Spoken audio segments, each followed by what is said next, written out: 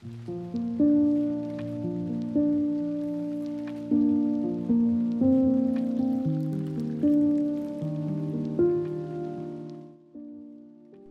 Vincentian.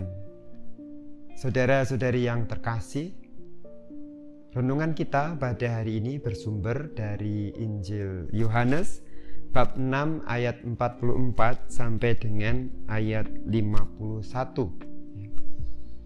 Teks ini menjadi bagian dari teks besar tentang roti hidup dari Injil Yohanes bab 6. Mulai dari ayat 25 sampai dengan ayat 59. Teks yang kita renungkan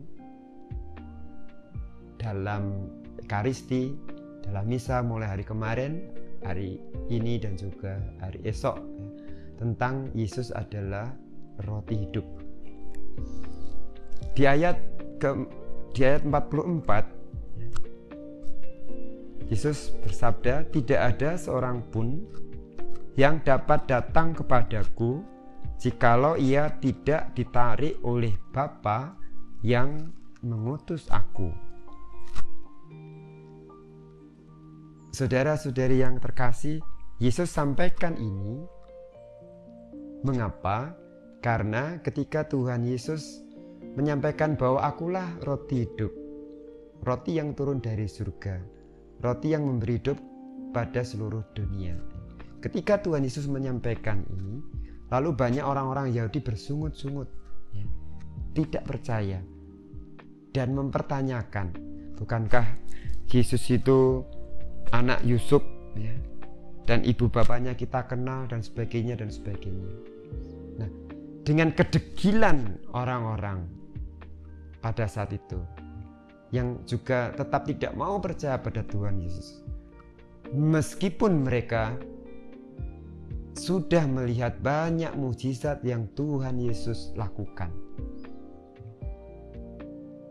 Yesus yang menyembuhkan orang sakit, Yesus yang membebaskan orang-orang yang kerasukan roh jahat, bahkan Yesus yang menghidupkan orang mati. Meskipun melihat begitu banyak mukjizat dari Tuhan Yesus, kuasa Tuhan Yesus yang tunjukkan, namun karena kegedegilan hati mereka, lalu mereka tetap bersungut-sungut dan tidak mau percaya. Sampai Yesus mengatakan di ayat 36 bab 6, "Tetapi aku telah berkata kepadamu, sungguh pun kamu telah melihat aku, kamu tidak percaya." Inilah konteks sehingga Yesus lalu mengingatkan sebuah kebenaran bahwa tidak ada seorang pun yang dapat datang kepadaku jikalau ia tidak ditarik oleh Bapa yang mengutus aku. Saudara yang terkasih, gereja menghayati sabda ini dalam iman bahwa Allah selalu berinisiatif untuk menyelamatkan kita umatnya. Pertama-tama inisiatif adalah dari Allah untuk menarik kita manusia, untuk memanggil kita manusia kembali kepadanya, untuk percaya kepadanya, dan akhirnya nantinya untuk mendapatkan keselamatan, masuk dalam kerajaan surga. Maka pertama-tama dalam teks ini kita mau melihat bersama gereja bahwa iman kita kepada Tuhan Yesus pertama-tama adalah rahmat dari Allah. Iman yang kita miliki saat ini, apapun jalannya, apapun caranya, apapun situasinya, apapun sejarahnya, sehingga kita sekarang ini percaya pada Tuhan Yesus, itu karena rahmat Tuhan. Allah yang berinisiatif sehingga kita menjadi percaya kepadanya. Maka saudara yang terkasih, baik kalau kita merenungkan ini sebagai juga sebuah panggilan bagi kita. Pertama-tama untuk kita rendah hati dan bersyukur. Terima kasih Tuhan, Karena rahmat-Mu maka aku sekarang percaya pada Tuhan Yesus dan boleh bangga, boleh memiliki kepastian hidup, keyakinan bahwa kebangkitan badan sebagaimana Tuhan Yesus janjikan nanti akan aku peroleh. Surga yang Tuhan Yesus janjikan nanti akan aku peroleh. Sehingga mantaplah jalan hidupku. Meskipun berbagai persoalan pasti ada selama aku hidup. Menjadi sosok yang kokoh dan teguh dalam menjalani kehidupan. Karena memiliki sesuatu, cahaya terang Kristus, janji keselamatan dari Tuhan. Karena kita percaya kepadanya.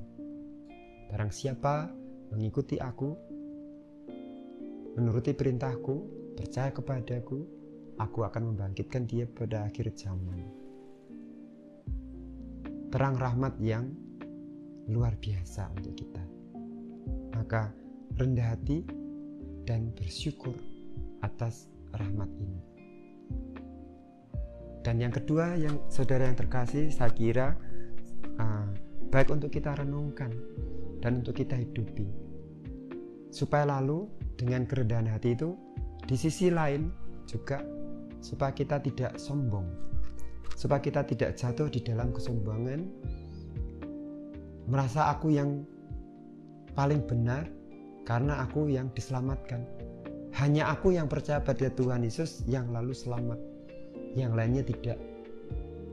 Supaya kita tidak jatuh ke dalam kesombongan manusiawi kita, yang lalu bahkan merendahkan yang lain atau menganggap yang lain tidak selamat. Sekali lagi, inisiatif keselamatan itu datang dari Allah. Allah dengan segala kuasanya bisa membawa siapapun untuk sampai kepada keselamatan. Maka saudara, kerendahan hati untuk supaya kita tidak menyombongkan diri dan merendahkan yang lain menjadi semangat kita untuk lalu berdoa paling tidak bagi kebaikan semua orang, bagi yang sudah mengenal Tuhan Yesus supaya tetap teguh, percaya, setia sampai akhir kepada Tuhan Yesus, dan juga bagi semua yang mungkin belum mengenal Tuhan Yesus atau juga tidak percaya atau tidak mau percaya pada Tuhan Yesus, tetap kita berdoa untuk keselamatan mereka semua. Mereka adalah saudara-saudara kita. Seperti yang juga Tuhan Yesus sampaikan supaya kita mengasihi satu sama lain, mengasihi sesama kita, bahkan musuh kita, siapapun. Karena sekali lagi kita semua manusia adalah anak-anak yang diciptakan Allah, Bapa kita, orang tua kita. Daripadanya kita ada, terlahir di bumi ini. Maka saudaraku yang terkasih, mari melalui sabda Tuhan ini, tidak ada seorang pun yang dapat datang kepadaku jikalau ia tidak ditarik oleh Bapa yang mengutus aku. Menjadi semangat kita untuk rendah hati, mensyukuri atas rahmat iman yang boleh kita miliki, dan lalu juga